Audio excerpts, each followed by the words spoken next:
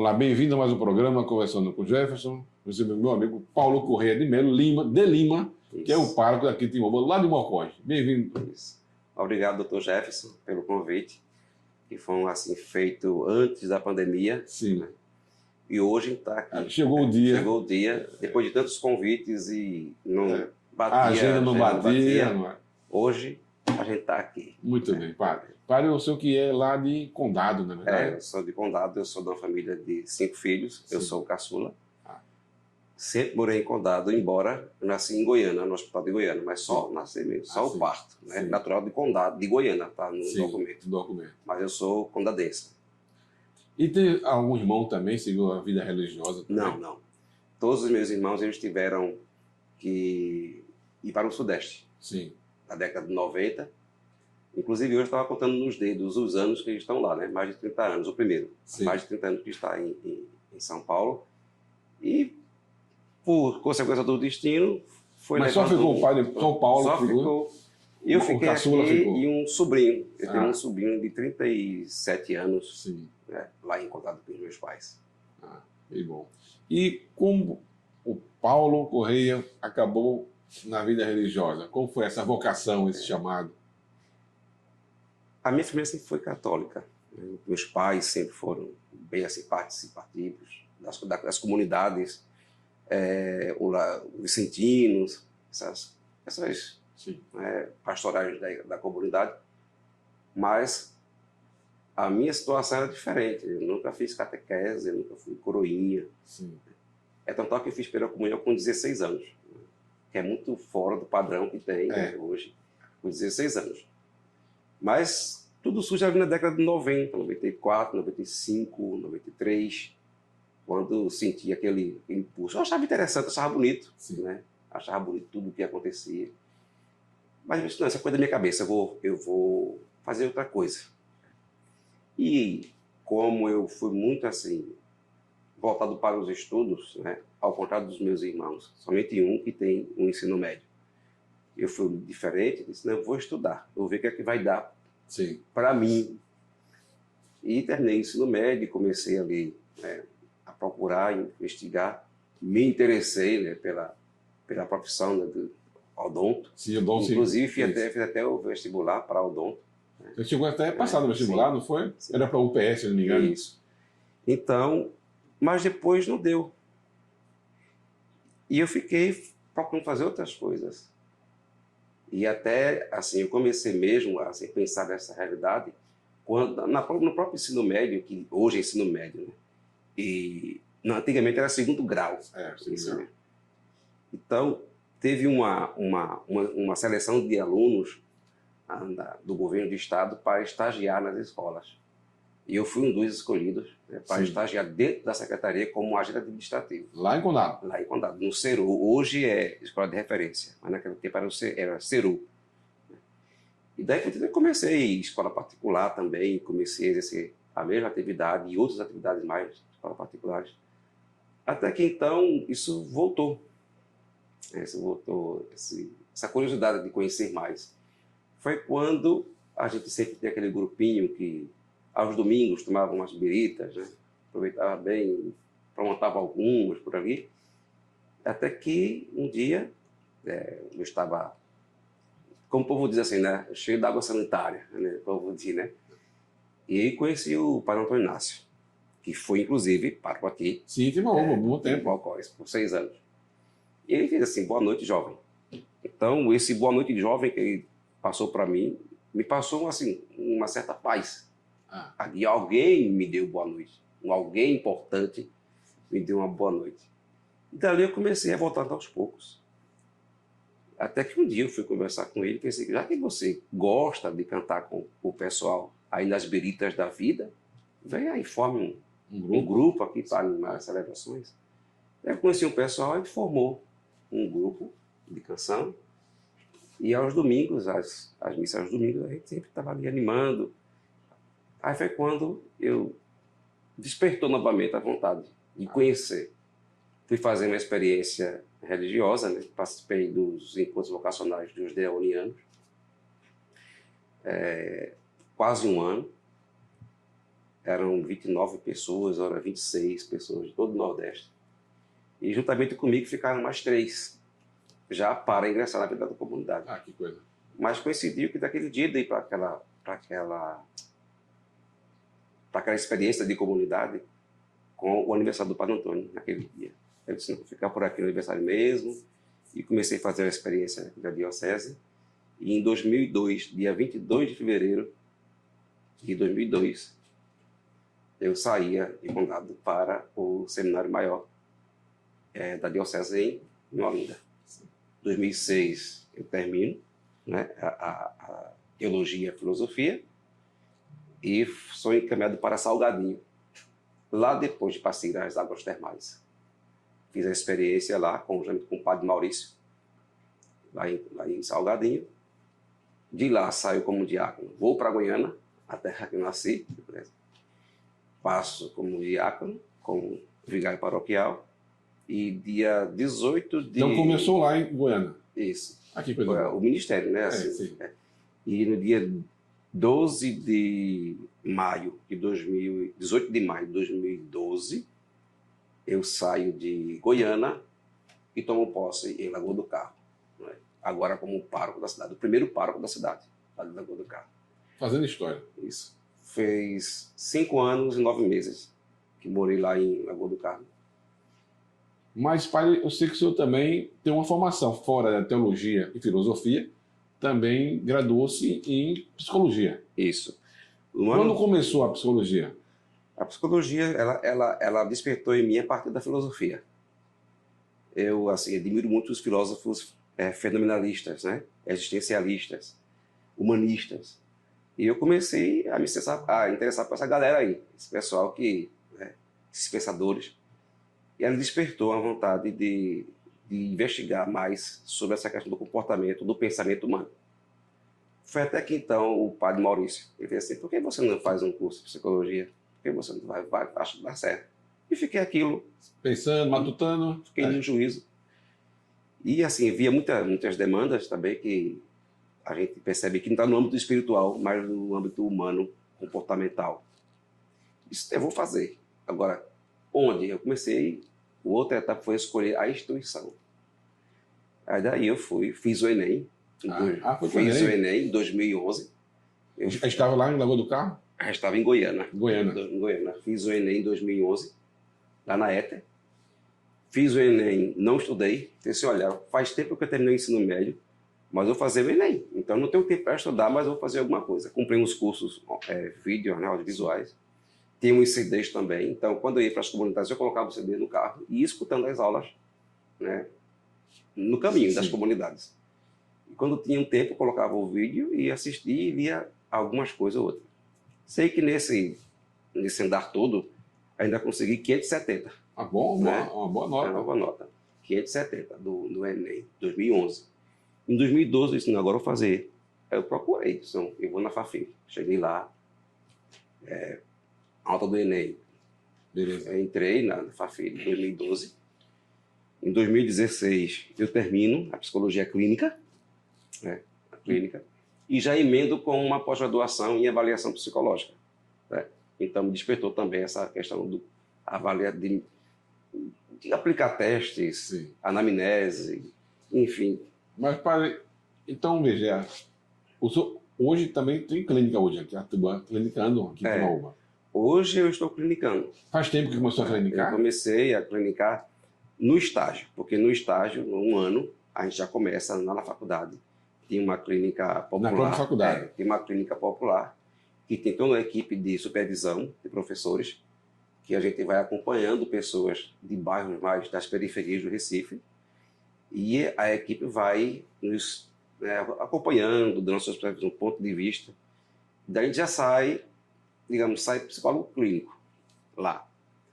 Mas quando você sai da graduação, você vai ter que ir para alguma área. Você vai, a psicologia da hospitalar, a psicologia do esporte, a psicologia forense, jurídica, clínica, e aí vai.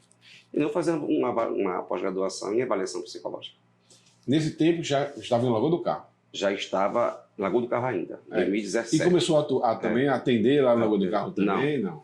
Eu não atendi porque na comunidade, por ser uma cidade pequena, e chegando lá na clínica, as pessoas iriam confundir. Foram atrás de quem? Do profissional Sim. ou do sacerdote? Né? Sim, Como Timbaúba ela tem uma expansão maior e tem toda uma estrutura que a favorece, então dá para, digamos, levar adiante, diferenciando uma ação da outra. Sim. Então, tal que quando eu estou nos trabalhos pastorais, quando alguém chega, eu não vi falar com um padre, um psicólogo, então você veio no lugar errado. E se você for onde eu estou atuando, eu também não sei se eu lhe atendo, porque eu não sei quem você vai buscar lá. Então, você tem que buscar a pessoa onde ela está atuando, de acordo com o ambiente. E assim eu comecei a atuar na minha saúde, na clínica aqui em Timbaúba, desde o mês de agosto. E até hoje, assim, uma experiência muito rica, e as pessoas realmente separam. Separam. Até hoje nunca tive... Lá o doutor Paulo. Nunca tive nenhum problema com relação a isso. Também fiz uma experiência no SUS, aqui em Timbaúba, na Policlínica. Comecei a atender pelo SUS no trabalho voluntário. Foi uma experiência muito boa. E assim, é uma área da saúde que a demanda é muito gritante. Só quem está dentro mesmo é que percebe a questão, além da falta de investimento na saúde mental, por parte do governo, do mundo todo, do Brasil todo, como também a demanda que surge para nós diante desse cenário que hoje está a saúde pública do nosso Brasil, né?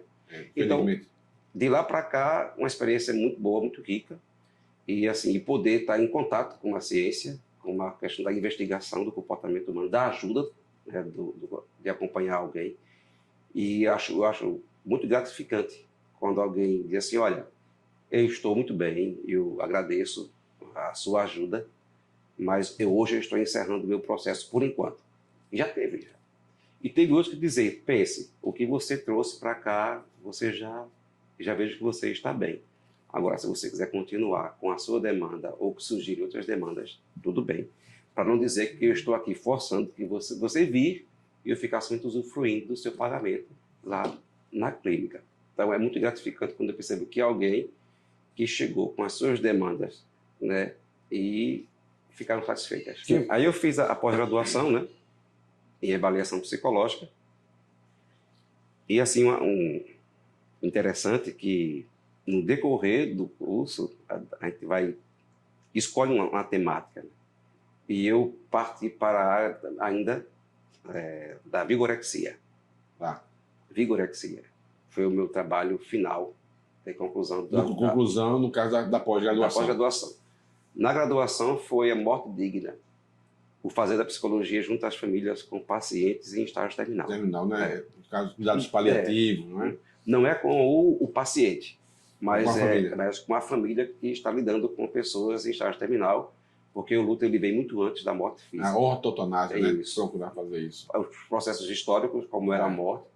E na pós-graduação eu fiz sobre vigorexia, porque me interessou muito ao ver pessoas que perdem vida social, perdem até mesmo a questão do profissional de trabalho devido ao corpo perfeito. E se matam em academia, em clínicas de estética, mas elas nunca chegam a um corpo perfeito, porque uma coisa é muito cíclico, né? Hoje, o que a gente vê, o Instagram, essa mídia social, tudo isso, essas plataformas, as pessoas agora buscam só a beleza, esquecem as outras coisas completas. Eu vejo pacientes que sofrem com algumas intervenções plásticas, feitas até por profissionais que não deveriam fazer, não é? Às vezes que até não autorizados. E chegam no hospital, lá na emergência, com problemas sérios de saúde e com deformidades que não vão ser mais passíveis de recuperação adequada. Mas dão um valor muito maior a essa beleza externa. Então, quando eu me deparei com esse tema, eu perguntei, por que esse tema não é muito debatido hoje em dia? Por quê? Procurei ver o que tinha de escrito antes. Se tinha muita teoria, e percebi que não tinha muita coisa escrita sobre tal. Tinham vídeos de personal trainers, tinha professores de educação física, né, profissionais de saúde, no âmbito do fisiculturismo também tinha. Disse, não, eu vou por essa área aqui, comprei algumas biografias e fiz meu trabalho de conclusão de pós-graduação nessa área, né, o transtorno dismórfico corporal, vigorexia. porque tem a bulimia, a anorexia e a vigorexia. E por aí vai. E lá em Mocós, lá na paróquia de Mocós, toda aquela área ali, hoje o senhor compreende que áreas da cidade? Bem, o nosso trabalho pastoral, né, ele começa dos Correios para baixo, pegando a Rua da Bomba, a Coab, o Alto Dependência, a Rua de Goiânia, ali, frente ao Detran, perto do Socorro. Voltando para cá, nós temos São José do Livramento, Mirador, Catucá e Lagoa do Barro. Passando para lá temos Santa Ana, Conceição, Araruna. Santiago também entra? Santiago também entra. A Vila Ismael Vasconcelos, Gravatá, Boa Vista e Umbuzinho. Isso é grande. Isso é nossa... E são quantas igrejas? São 16, 16 comunidades. Né? Porque quando falamos em paróquia, a gente não fala da igreja matriz. Ali é a sede. Certo. Porque paróquia é um território. Então, todas essas comunidades e essas capelas, elas formam a paróquia de Mocós, cuja sede está na Praça Hugo de Andrade. Ali é a sede, igreja matriz. Não é a paróquia. Sim. Ela é paróquia com tudo. Com todas as outras. Então, e hoje, como o senhor vê a paróquia de Mocós, tantas pessoas fazendo parte, como está o nosso cidadão timaubense? É uma paróquia fervorosa. É um povo de fé. É um povo que tem o espaço, o templo em si. Eu falo paróquia assim, o templo, né? Em torno daquele templo existe uma ligação muito forte. Porque o povo diz assim, olha, tudo começou por aqui, tudo começou por aqui. E eu fiquei assim muito curioso, por que começou por aqui? Fui ver as histórias, desde 1821, quando chegaram as peças no altar, a imagem, tudo. Já tinham as primeiras festas, desde 1821. E eu pensei, por que não colocar na programação da festa o quantitativo de festas que tem aqui? Ou seja, a gente começou. Sim. 200 anos de festa, 201 anos de festa, 202 anos de festa, porque a história diz que em 1821 já tinha a festa da Conceição, não naquela igreja, mas aos arredores, nas casas, tinha aquilo ali, e tinha também a parte popular. Tinha a parte popular também. A parte profana. Isso. Que era o quê? Era o pastoril, que era o mamulengo, coco de rosa. Né? Mais na frente foi que chegou a ciranda de Mocós, né? Que pegou a tradição. Eu até brinco, né? Pode ter onde tiver ciranda, mas não é igual a de Mocós, a ciranda de Mocós, né? Porque ela atrai muita gente. Né? Então, é um povo que tem uma ligação muito direta com o templo. E é um povo que corresponde às demandas. Né? É um povo, tanto na fé como na partilha, é um povo generoso, um povo de Mocós. Digo assim, eu estou há 5 anos em Mocós, cheguei assim, meio que assustado devido, né, às informações que foram passadas, mas aos poucos a gente vai vendo que a lidar com as diferenças entre as pessoas. Alguns não reconhecem, acabam se esquivando. É normal, mas né? É muito normal. Não tem como satisfazer todo vai mundo. Chegando. Outras pessoas vão chegando. Novo. O padre Maurício ele tem esse pensamento interessante. Só olha, na igreja sempre foi assim. Sempre chegou gente e saiu gente. E até o último dia dela vai ser chegando gente e saindo gente. Hoje, diga assim, ela está muito organizada estruturalmente. Ela tem algumas deficiências.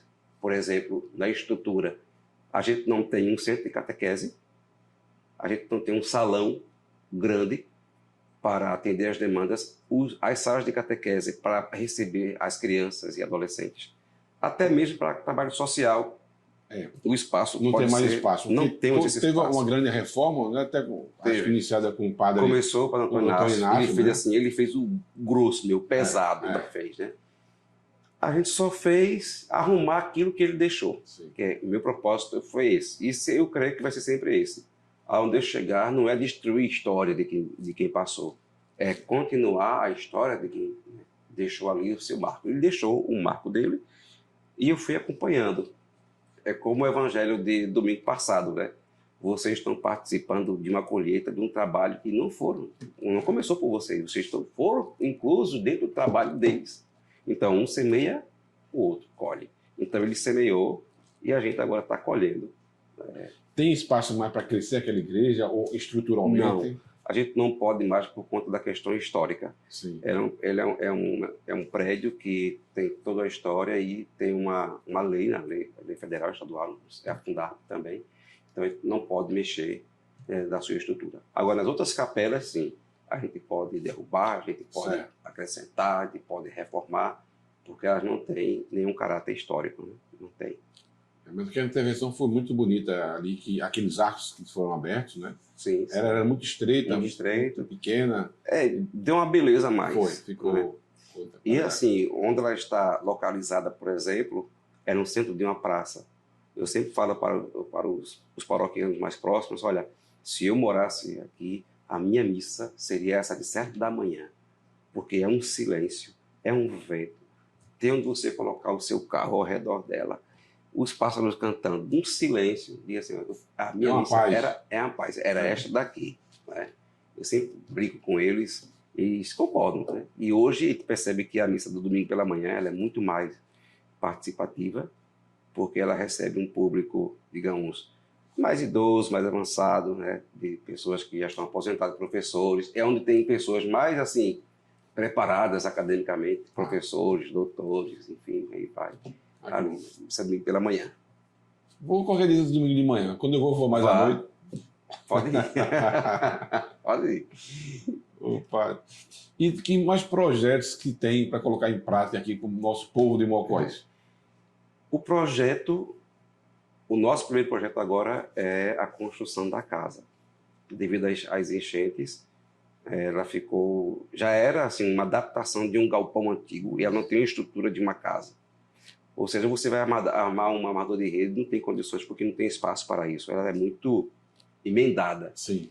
E as chuvas comprometeram a base do prédio. Então, a princípio, é esta casa, porque atrás também tem um espaço que pode ser construído um salão, né? Um salão bom para formação também, isso. E depois, eu acho que um grande sonho nosso, eu até falei para o pessoal isso, olha, um dos sonhos nossos, e meu, né? Não sei se vou chegar a realizar, porque já passei de 5 anos, né? Aqui, 5 anos e 2 meses. Então, seria um centro de catequese grande, com salas, né? E assim, o local ideal seria na Rua de Goiânia, ali da Perpétuo Socorro. Mas tem toda aquela questão de herdeiros, do terreno, já é mais difícil da gente conseguir. Então, seria uma questão, uma parceria com a família, com os familiares. Né? Então, a gente não conseguiu contactá-los para falar sobre isso, o que poderia fazer sobre isso. E espero em Deus, aquele que vem depois de mim, consiga. Sim. Porque é um lugar muito bom para se fazer, um centro de catequese grande, sala de catequese importante. Aumentar aquela igreja, dar uma vida para ela ali, que é uma comunidade também muito boa, sim, muito fervorosa, a Perpétuo Socorro. Então, eu acho que depois da casa, esse projeto seria assim, um sonho que ia fechar, ia coroar a minha passagem por aqui, mas... Quem sabe dá tempo, hein? Vamos ver. Quem se estica mais alguns anos, quem persiste, chega lá, né? Então, hoje, a comunidade, a paróquia, por mais tempo, o senhor exerceu o seu sacerdote. Né? Quem dera tivesse mais tempo, ia agora olhar para essas duas realidades, né? Era a casa e um centro de catequese, porque, repito, a gente não tem uma estrutura física que atinja, de fato, a todos. A catequese é dada nas capelas da cidade. Nós tivéssemos um lugar fixo, bem estruturado e bom, nós ofereceríamos uma formação ainda mais adequada para isso. Lembrei de outra conversa que tivemos há um bom tempo atrás, sobre Timor não tem um lugar de vida para, na verdade, assim, estava conversando, para você passear, para você caminhar, sim. Não é? Essa convivência. Sim, é assim, até que tem, mas eu percebo que deveria investir mais. Olha, eu não sei se eu vou fugir do tema da sua pergunta, mas tem coisas que, juntas, elas ajudam a sociedade, sim. Que é a educação, a espiritualidade, a questão do esporte e da cultura. Esses 4 elementos ajudam uma sociedade a ser mais crítica positivamente, a ter cidadãos melhores, né? Cidadãos melhores. E quando você tem isto, Então, o que vai oferecer? Fora. Depois, a questão do próprio acesso a, digamos, uma formação para um primeiro emprego. Sim. Né? O jovem que chega com todos os seus ideais, aí se depara diante de uma realidade que não é somente Timbaúba, mas é todo o Brasil. Sim, sim. E ele acaba deixando a sua terra, a sua origem, para buscar a sorte em outros lugares. O exemplo é minha família. Que foi para São Paulo. Também.